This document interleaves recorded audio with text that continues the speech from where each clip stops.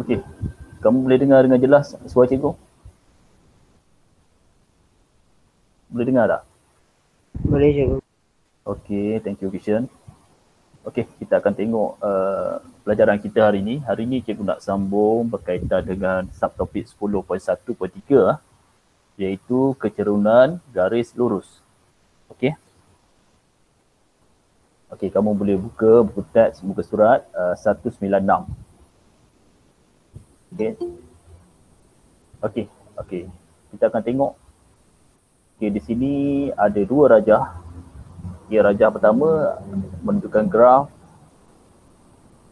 dan ada garis lurus AB ya. Ada garis lurus AB di mana kecerunan garis lurus AB graf pertama ni kecerunan dia sama dengan 2 iaitu M. M kecil ni maksudnya kecerunan sama dengan 2. Manakala graf kedua ni nilai kecerunan dia M sama dengan 4. Nilai kecerunan dia lebih besar. Jadi kamu tengok bentuk graf kedua dengan graf pertama ni, kalau kamu tengok graf kedua ni dia lebih curam ataupun lebih condong. Maksudnya di sini semakin garis lurus AB menghampiri keadaan mencacang, ni maksudnya menghampiri paksi Y. Semakin besar nilai kecerunan dan sebaliknya.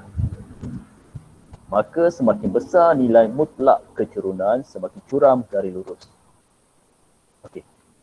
Koordinat Y bagi mana-mana titik dalam suatu garis lurus yang selari dengan paksi X adalah sama. Oleh itu, kecerunannya ialah sifar. Okey, tengok di sini.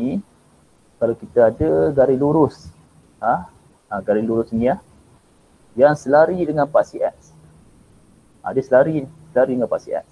Jadi, nilai kecerunan dia sama dengan kosong. Kerana apa? Kerana nilai Y1 dia untuk kedua-dua titik ni adalah sama. Kalau kamu tengok titik pertama ni, nilai Y dia Y1. Titik kedua ni, nilai Y dia Y1. Jadi, kalau nilai Y dia adalah sama iaitu Y1, kecerunan dia sama dengan kosong kerana formula nak kira kecerunan adalah perbezaan nilai Y bahagi dengan perbezaan nilai X. Perbezaan nilai Y sama dengan Y2 tolak Y1 bahagikan dengan X2 tolak X1. Okey. Kalau nilai Y dia sama, maksudnya atas tu kalau kamu tolak, dia akan jadi kosong lah. Kosong bahagi dengan nombor, jawapan dia kosong. Sebab tu kecerunan dia sama dengan kosong. Manakala yang kedua pula, koordinat X. Koordinat X bagi mana-mana dua titik dalam satu garis lurus yang selari dengan paksi Y adalah sama. Ini akan memberikan kecerunan yang tidak tertakrif. Okey, kalau ada graf macam ni kamu tengok, di mana graf garis lurus dia adalah selari dengan paksi Y. Okey, kecerunan ini adalah tidak tertakrif. Ini simbol bagi kecerunan tidak tertakrif. Okey, ini adalah simbol bagi kecerunan yang tidak tertakrif. Kenapa kecerunan dia tidak tertakrif? Kerana nilai X dia adalah sama. Kalau tengok titik pertama ni, nilai X dia X1. Titik kedua ni, nilai X dia X1 juga. Jadi kalau kita masukkan nilai X dia dalam formula mencari kecerunan, perbezaan nilai X dia kamu akan dapat kosong lah kerana X1 tolak X1 jadi kosong. Jadi kalau nombor kita bahagikan dengan kosong, jawapan dia sama dengan tidak tertakrif. Kalau kamu guna kalkulator, kamu kira, kamu boleh tekan nombor, kamu bahagi dengan kosong, akan keluar kat situ max error. Max error ataupun dia tidak tertakrif. Sebab itu kalau graf macam ni, dia bentuk graf dia selari dengan paksi Y. Jadi kecerunan dia tidak tertakrif ataupun guna simbol. Kita tengok pula contoh 8. Kenal pasti garis lurus yang mempunyai nilai kecerunan sama ada positif, negatif, sifar atau tidak tertakrif pada rajah di bawah. Berikan justifikasi. Justifikasi ni maksudnya berikan sebab. Tengok yang pertama. Jawapan dia kecerunan garis lurus EF. Mana EF? Ini garis EF. Kecerunan garis lurus EF ialah negatif. Kenapa negatif? Sebab dia turun ke bawah. E ke F. Dia negatif kerana condong ke kiri. Bila condong ke kiri ataupun turun ke bawah, nilai kecerunan dia akan jadi negatif. Yang kedua pula, kecerunan garis lurus GH. GH ini. GH pun dia condong ke kiri ataupun turun ke bawah. G ada ke atas, H kat bawah. So dia turun ke bawah. Bila turun ke bawah ataupun condong ke kiri, nilai kecerunan dia adalah negatif. Sebab tu jawapan dia negatif. Yang ketiga pula, kecerunan garis lurus IJ. IJ tengok I. Titik I, kemudian titik J. I berada di bawah, J berada di atas. Maksudnya kecerunan dia adalah positif kerana dia naik ke atas. Naik ke atas ataupun condong ke kanan. Dia condong ke kanan. Condong ke kanan ataupun dia naik ke atas. Bila naik ke atas, nilai kecerunan dia adalah positif. Okey. Seterusnya, kecerunan garis lurus KL. Ni kita ada garis lurus KL. KL ni dia turun ke bawah.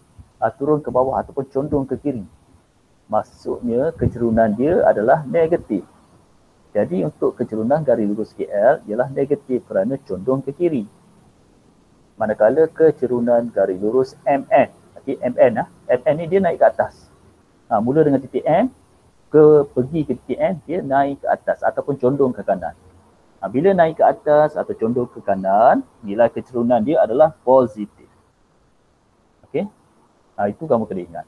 Dan seterusnya kita ada garis lurus AB. Tengok garis lurus AB ni. Kamu perhatikan garis lurus AB ni dia selari dengan paksi X. Okey, apa berlaku bila dia selari dengan paksi X?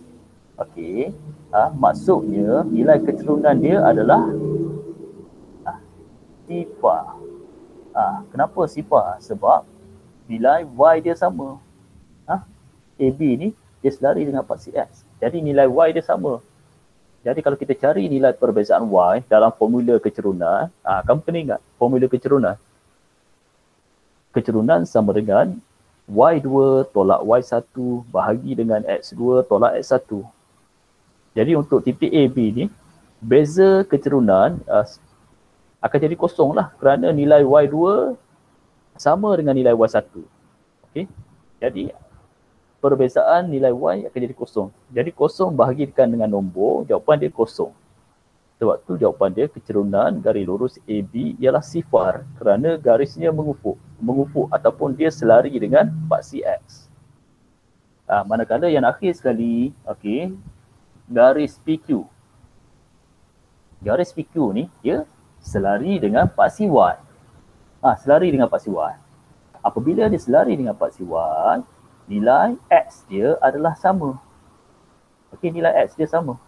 Kalau kamu masukkan dalam formula kecerunan, iaitu kecerunan sama dengan Y2 tolak Y1 bahagikan dengan X2 tolak X1, kamu akan dapat nilai X2 tolak X1 sama dengan kosong kerana nilai X2 sama dengan X1.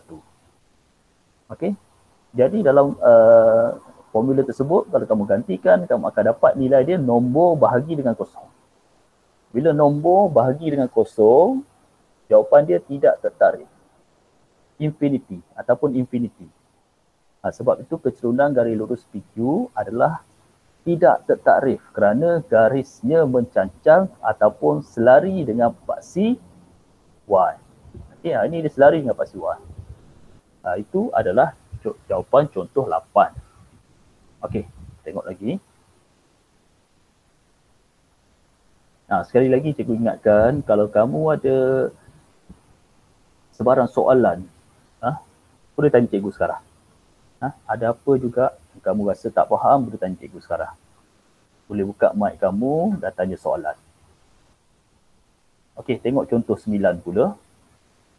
Kenal pasti garis lurus dalam rajah di sebelah yang mempunyai nilai kecerunan terbesar dan terkecil serta nyatakan alasannya. Jadi tengok, kita ada satu graf.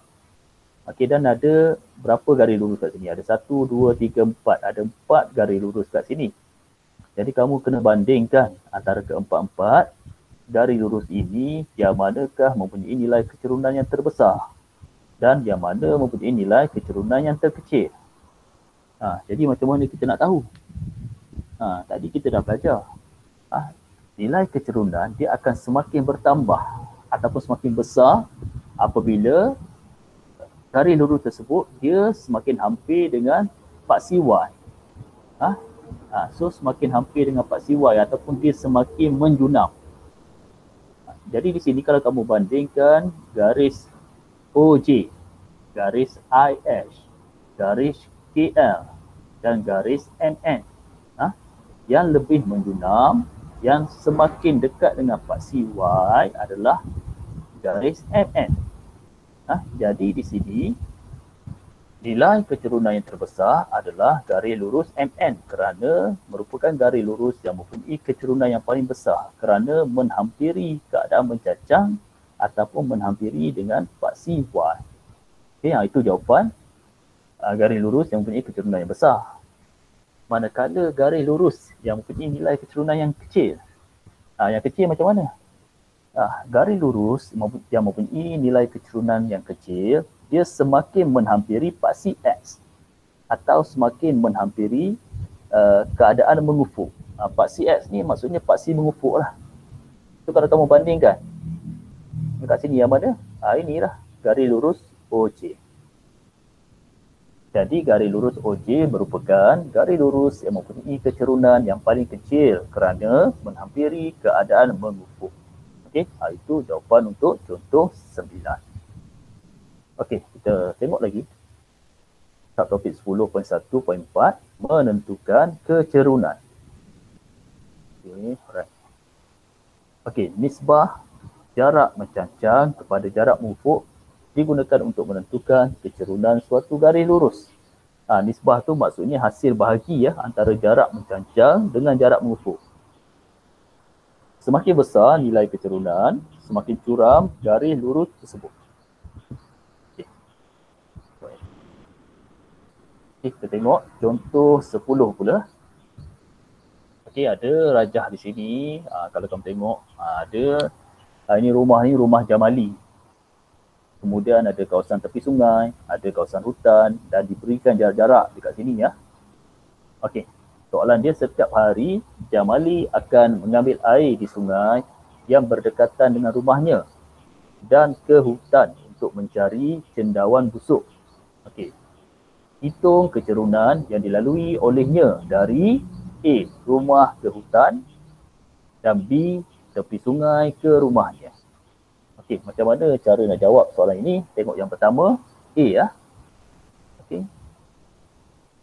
Nak cari kecerunan dari rumah ke hutan, daripada rumah Jamali ke hutan. Jadi kat sini, okey, kita tengok jarak dia daripada rumah Jamali ke hutan. Okey, kamu kena bentukkan satu segitiga bersudut tegak. Okey. Buat segitiga bersudut tegak seperti ini. Pada satu titik di sini kamu labelkan sebagai rumah, atas tu hutan, okey. Kemudian ni jarak ni macam mana nak tahu jarak 10 meter ni? Rumah ke sini tepi ni. Tengok di sini. Okey. Jarak daripada rumah Jamali ke sini berapa? Sama dengan 10 meter, ada di bawah ni. Jarak mengufuk. Jarak mengufuk daripada rumah Jamali ke sini adalah bersamaan 10 meter. Tengok kat bawah. Sebab itu kat sini dia tulis 10 meter. Kemudian kita tengok pula jarak mencancang, iaitu daripada rumah Jamali ke hutan. Maksudnya daripada sini ke hutan. Ini ke hutan. Macam mana nak tahu? Jarak mencancang, kamu boleh ambil nilai 50 meter, iaitu jarak daripada hutan ke tepi sungai dan tolak dengan jarak rumah Jamali ke tepi sungai, iaitu 20 meter. Okey. Jadi 50 meter tolak 20 meter dapatlah 30 meter, iaitu jarak mencancang. Okey. Kenapa nak kena kira ni jarak mengufuk, jarak mencancang? Kerana nak cari kecerunan. Kecerunan sama dengan nisbah jarak mencancang dengan jarak mengufuk. Nisbah tu maksudnya hasil bahagi. Jadi kecerunan sama dengan jarak mencancang bahagi dengan jarak mengufuk. Sama dengan jarak mencancang adalah 50 tolak 20 meter, iaitu 30 meter bahagikan dengan jarak mengufuk adalah 10 meter bagi dengan 10. Sama dengan 3. Ingat, kecerunan dia tak ada unit. Jadi jawapan dia 3. Maka kecerunan dari rumah Jamali ke hutan ialah 3. Itu jawapan untuk A. Tengok pula jawapan B. Dia suruh kamu kira kecerunan dari tepi sungai ke rumahnya. Okey, jadi kamu kena bina juga satu segitiga bermula daripada tepi sungai ke rumah Jamali. Okey, mula kat sini sampai ke sini. So bina sebuah segitiga bersudut tegak. Okey, satu titik di sini kamu labelkan sebagai tepi sungai dan satu titik di atas adalah rumah. Kalau kamu tengok sini ya, ini tepi sungai dan dia naik ke atas. Ini rumah Jamali. Okey, kemudian kamu kena tahu jarak mencacang daripada rumah Jamali ke tepi sungai iaitu sejauh 20 meter. Sebab tu kat sini ditulis 20 meter. Kemudian jarak mengufuk daripada rumah Jamali ke tepi sungai. Itu jarak daripada kat sini hingga kat sini 40 meter. Jadi sebab itu kamu labelkan sebagai 40 meter. Okey, seterusnya untuk cari kecerunan sama dengan jarak mencancang bahagi dengan jarak mengufuk. Sama dengan 20 meter bahagi dengan 40 meter sama dengan 1/2. Okey, jadi jawapan dia kecerunan dari tepi sungai ke rumah Jamali ialah 1/2. Okey, right. Itu jawapan untuk contoh 10. Okey. Alright.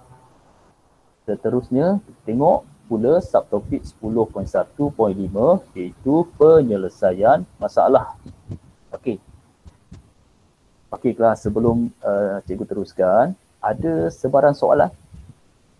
Kalau kamu rasa nak tanya, boleh tanya sekarang. Ada tak? Jauh? Tak, cikgu. Tak ada. Okey, alright. Tak ada, cikgu teruskan. Okey, contoh 11. A. Tentukan pintasan X dalam suatu garis lurus yang melalui titik P. Koordinat untuk titik P adalah 0, -4 dengan kecerunan -2. Soalan B. Tentukan koordinat bagi pintasan pada paksi Y yang melalui titik Q. Koordinat titik Q ialah 6, 0 dan kecerunan sama dengan 1/3. Okey. Untuk jawab soalan penyelesaian masalah, pertama kamu kena faham masalah. Kena fahami dulu masalah dia. Okey. Masalah dia kata dia suruh kamu cari pintasan X. Dan kamu kena tahulah pintasan X tu apa. Pintasan X tu adalah ingat balik, pintasan X adalah titik persilangan antara garis lurus iaitu graf dengan paksi X. Itu adalah pintasan X. Jadi kena buat macam ni lah. Okey. Kita ada graf kat sini. Ini ada ada garis lurus untuk graf tersebut. So pintasan X kat sini lah iaitu titik persilangan antara garis lurus ini dengan paksi X. Ini adalah pintasan X. Okey. Kemudian gunakan maklumat yang diberikan. Okey, daripada maklumat ini kamu buatlah satu graf seperti ini lukis paksi Y iaitu paksi mencancang dan juga paksi X iaitu paksi mengufuk. Kemudian dia beri dekat sini satu koordinat P iaitu 0, -4. Jadi kamu label satu koordinat pada graf tersebut. 0, -4, 0, -4. 0 ni maksudnya mewakili nilai X. So X 0 dekat sini. Kemudian -4. -4 ni maksudnya nilai Y. -4 maksudnya nilai Y ke bawah selepas 0 lah. Jadi kat sinilah nilai titik P. Kamu label sebagai 0, -4. Okey, selepas itu apa nak buat? Lukis satu garis lurus yang memotong titik P inilah. Dan garis lurus tersebut dia bersilang juga dengan paksi X. Kemudian dia juga bagi nilai kecerunan sama dengan -2. So kamu tulis kat sini M sama dengan -2. M ni adalah simbol untuk kecerunan. Okey, seterusnya kamu kena rancang strategi, iaitu kamu kena fikirkan formula kecerunan yang melibatkan maklumat yang ada. Yang melibatkan nilai kecerunan dan juga nilai pintasan X dan pintasan Y. Jadi, sebelum ni kita dah pernah belajar kecerunan kita boleh cari dengan menggunakan formula sama dengan negatif pintasan Y bahagi dengan pintasan X. Dari formula tersebut, kamu boleh cari nilai pintasan X. Pintasan X sama dengan negatif pintasan Y bahagikan dengan kecerunan. Ini kamu dapat daripada formula kecerunan sama dengan negatif pintasan Y bahagi dengan pintasan X. Okay? Kamu ubah je formula itu, kamu boleh dapat ni. Boleh cari nilai pintasan X. Okey, jadi pintasan X sama dengan pintasan Y. Okey, untuk formula ni kamu nak guna, kamu kena tahu nilai pintasan Y. Dan kamu kena tahu nilai kecerunan pintasan Y yang mana. Pintasan Y-nya adalah nilai negatif 4. Kenapa? Pintasan Y bermaksud titik persilangan antara graf, iaitu garis lurus dengan paksi Y. Dia bersilang kat sini. So, nilai pintasan Y adalah nilai negatif 4. Nilai pada paksi Y lah, iaitu negatif 4. Sebab itu kat sini pintasan Y dia sama dengan negatif 4. Okey, seterusnya kita masukkan nilai kecerunan dan juga nilai pintasan Y dalam formula ini. Pintasan X sama dengan negatif, jangan lupa negatif ni, negatif. Kemudian negatif 4 itu pintasan Y sama dengan negatif 4 bahagi dengan kecerunan iaitu sama dengan negatif 2, bahagi negatif 2. Okey. Yang ini negatif 4 kamu bahagi dengan negatif 2, kamu dapat jawapan dia 2. Kemudian negatif bahagi negatif jadi positif. Kemudian positif, depan dia ada negatif, positif darab negatif jadi negatif. Sebab itu jawapan dia sama dengan negatif 2. Sebab itu jawapan dia, pintasan X ialah negatif 2 dengan koordinat dia adalah negatif 2,0. Okey. Ini jawapan A. Tengok pula jawapan B pula.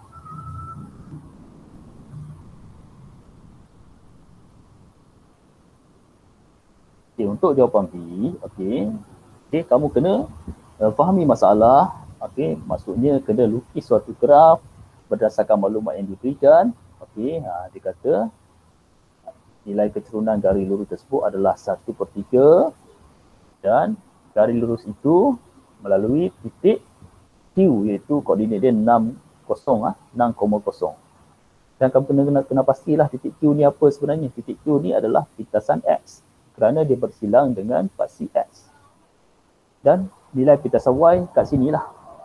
Pintasan Y ni maksudnya titik persilangan antara graf dengan paksi Y. Jadi untuk selesaikan soalan ini, kamu kena gunakan rumus. Gunakan rumus yang melibatkan kecerunan, yang melibatkan pintasan Y dan juga pintasan X. Iaitu kecerunan sama dengan negatif pintasan Y bahagi dengan pintasan X. Daripada rumus tersebut, kamu cari nilai pintasan Y sama dengan negatif kecerunan. Negatif M ni maksudnya negatif kecerunan darab pintasan X. Kemudian dalam soalan, kita sudah tahu iaitu nilai pintasan X sama dengan 6. Ini, pintasan X sama dengan 6. Jadi seterusnya kita masukkan nilai tersebut dalam formula pintasan Y sama dengan negatif kecerunan darab pintasan X. Sama dengan negatif kecerunan dia adalah 1/3. Jadi negatif 1/3 darab pintasan X dia adalah 6. So darab 6 sama dengan negatif 2. Jadi ini adalah jawapan untuk B. Dan pintasan Y sama dengan negatif 2. Maka koordinat bagi pintasan Y ialah dalam kurungan 0, negatif 2. Ingat, nak tulis koordinat dia. Untuk pintasan Y, nilai koordinat X dia adalah 0. Untuk pintasan X, nilai koordinat Y dia adalah 0. Tengok kat sini. Jadi itu adalah jawapan untuk contoh 11. Untuk kelas kita hari ini, cikgu akan berhenti sehingga contoh 11. Dan cikgu nak kamu buat latihan. Tengok latihan ni. Latihan Jom cuba 10.1. Okey. Okey, cikgu nak kamu buat latihan. Okey, buat soalan nombor.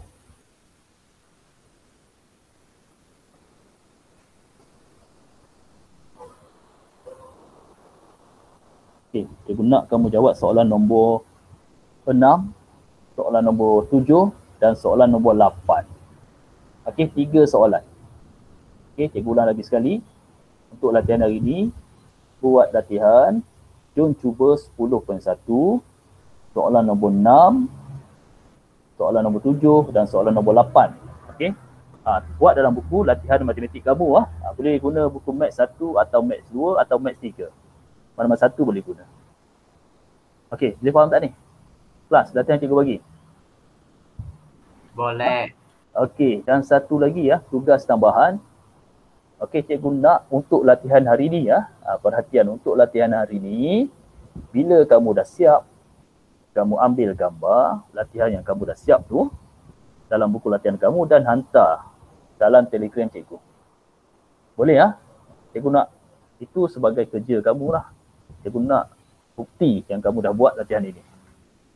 Dan kalau kamu ada soalan yang kamu tak faham berkaitan dengan latihan ini, boleh tanya cikgu. Jangan tanya semua soalan. Cikgu nak kamu cuba buat dulu.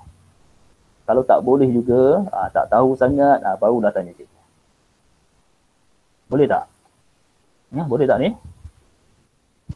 Boleh cikgu. Okey, alright. Jadi itu saja kelas kita hari ini. Okey, kalau tak ada apa-apa, terima kasih semua sebab hadir kelas cikgu hari ini. Okey. Terima kasih cikgu. Okey. Terima kasih cikgu. Okey, sama-sama.